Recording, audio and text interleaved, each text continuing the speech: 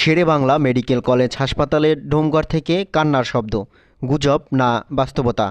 বিস্তারিত দেখুন জনগণের সংবাদের ধারাবাহিক প্রতিবেদনের প্রথম পর্বে। বরিশাল শেরেবাংলা মেডিকেল কলেজ হাসপাতাল দক্ষিণাঞ্চলের সর্ববৃহৎ চিকিৎসা কেন্দ্র।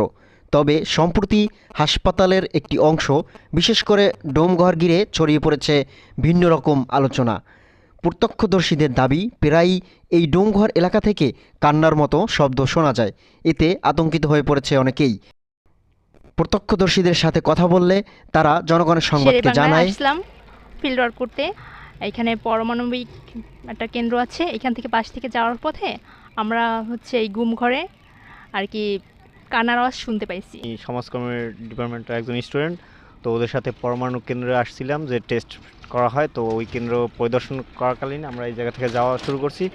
তখন দেখলাম যে আমরা বন্ধু বান্ধব হাঁটতেছিলাম, তখন আমরা একটা কান্নার রোলের আওয়াজ পাইছি। তো কান্নার আওয়াজটা মেবি একজন মহিলা কান্না করতেছে। তো এইটা দেখে আমাদের বন্ধু বান্ধব অনেকেই ভয় পাইছে। তো এইটার আমরা জানতে চাই, রহস্য জানতে চাই যে এটা কি আসলে কি মহিলা কান্না করতেছে বা অন্য কোনো কিছু, বা জিন পরি এরকম কিছু নাকি। এটা আগে শুনছি এরকম ডোমঘরের আশেপাশ থেকে নাকি এরকম আগেও শোনা যাইতো যে এরকম কোনো ভৌতিক কান্নার আওয়াজ পাওয়া যাইতো। বিষয়ে ডোমঘরে কর্মরত ব্যক্তিদের সাথে কথা বললে তারা বলেন, কুকুরের বাচ্চাটার ভিতরে পালে, ওই কুকুরের বাচ্চায় কান্দে। এই যে মানুষ যে বলে যে একটা মেয়ের কণ্ঠ, না না না না, কুকুরের বাচ্চা, ছোট একটা সাদা কুকুর আছে, বাচ্চা কুকুর।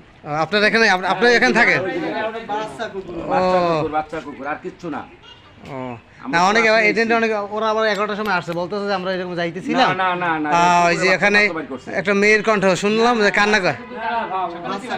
আমরা এই যে ডুমঘরের এখানে আপনারা যে দায়িত্বে থাকেন নাকি?